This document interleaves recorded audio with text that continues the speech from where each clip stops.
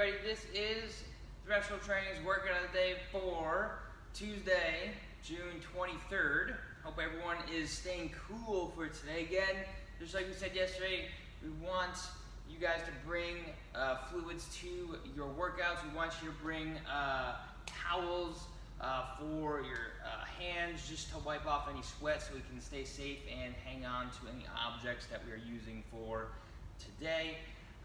If you do feel faint or dizzy at any point, let a coach know. We will be watching out for signs of heat exhaustion or heat stroke, so keep that in mind. If you do feel that way, we will ask you to rest and cool down and potentially stop the workout. Today's workout, we have a couple different pieces depending on whether you're at home or in person. If you are at home, we're going to perform the following every 2 minutes for 12 minutes. We're going to perform 8 cyclist squats at a slower down, faster up tempo. That is denoted by the 2-1-1-1s. 2 seconds down, 1 second hold, 1 second up, 1 second hold at the top. Then we will perform 4 per leg of a single leg RDL. These RDLs can be weighted or unweighted. Ideally, the cyclist squats, we have a little bit of load in our front rack position or in a bear hug position, depending on what object you use. Could be dumbbells, could be a weighted backpack, or something similar, maybe a small child, up to you. So, cyclist squats, we are going to have a little bit of a riser for our heels. Ideally, the feet are as close together as you can make them, but they can be far apart. Fine. So we're going to be nice and upright in this squat. This will really bias our quads. We're going to have a little bit of load in our front rack position. We're going to go down, 2, hold, back up. That's the tempo. From there, we'll go to our RDLs. So we're going to stand on one leg, could be the right or the left to start. We're going to have a slight bend in the knee. Weight will be held in the opposite hand of the leg that's standing. You will then slowly work your way down towards mid-shin and come back up. The goal is to decelerate your center of mass as you come down and then speed it up on the way back. Again, you're doing 4 per leg. You just switch arms when you're ready. If you are in class, you're doing an in-person class, you'll be doing every 2 minutes, same format for 12 minutes, so 6 sets. We're doing a wave load back squat. Very similar to what we did to the week prior, or 2 weeks before. 6-4-2, 6-4-2, we have 2 waves. Each wave consists of the 6-4-2.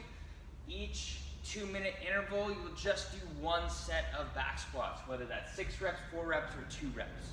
You will progress in load as the reps go down. The second wave of 6-4-2 should be heavier than the first.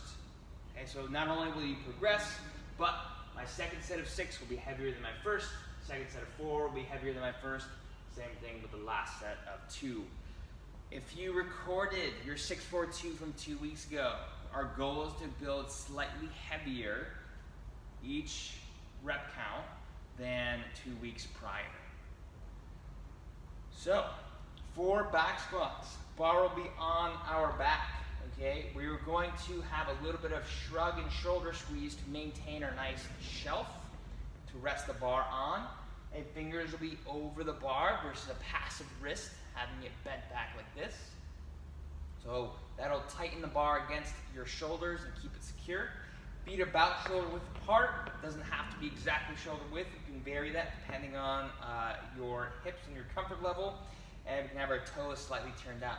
Biggest thing in the back squat, as we get to below parallel, when you come up, we are rising our chest and hips at the same rate. So that is to say, one isn't speeding up faster than the other. So that means we are driving through our feet to drive up vertically into the bar versus pitching our torso forward.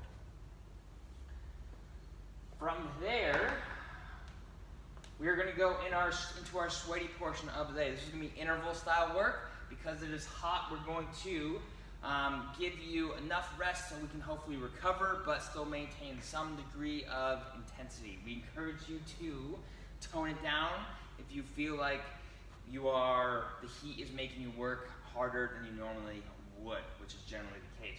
We have 4 rounds of a 1.5 minute AMRAP. You will have a 1 minute rest in between the 4 rounds. We're doing 7 kettlebell swings. If you were at home, we were doing 7 sumo deadlift high pulls. And we have 42 double unders, 42 single unders, or 42 hops over a line or hops in place. Once we're done these 4 rounds, we'll take a 2 minute rest, and then we're gonna do 4 sets of a 200 meter run interval with 60 seconds of rest in between each. Our goal for both of these is consistency in the number of rounds or the time that you get for your runs. If you have a rower or bike at home, you can do the same thing, 250 meter row, 500 meter bike. So kettlebell swings. Even though this isn't a kettlebell, it'll still serve the same purpose. Okay, I'm going to hold my kettlebell, okay, with a tight grip. From here, I'm going to hinge slightly at the waist, launch it up overhead if I can, or at least eye level if I have shoulder issues overhead. As it comes down, I'm going to quickly redirect it with my hips. My hips and knees are straightening at the same time. If they didn't, it would look kind of like this, okay, where we're leaning back. We want both the hips and the knees to contribute to the momentum and power putting into that kettlebell. If you're at home, we're doing a sumo deadlift high pull, very similar.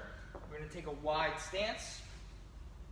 Okay, we're going to approach your dumbbell, barbell, or a similar object. We will then pull that object to our hips. We will jump, launch, and then get our elbows high into the side. We will finish about collarbone height. You don't need to go past your face, maybe because we want to keep the elbow higher than the wrist.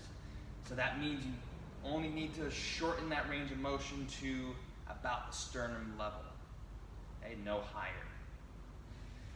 Other objects you can use for the sumo deadlift high pull, you can grab a backpack or a duffel bag, perform the same motion. If you have a bale of hay, you could do the same thing. A bucket, although hopefully a bucket has a top, because if you have water, it might splash in your face. To be fair, that might feel good because it's hot. Our double unders or single unders, okay, make sure that we are staying on our toes. One of the most common things we see when we jump is the lack of extension in the knee. What we tend to see is that the knees stay bent the whole time. We need to straighten both the ankle and the knees at the same time. This will help you get into your next hop when you get into more reps. Okay, if we just stay like this, okay, we're going to tempt it to lift up or lift up our knee like so. It'll also be a little bit more, it'll be a little better for you to maintain the endurance and your form by doing that as well.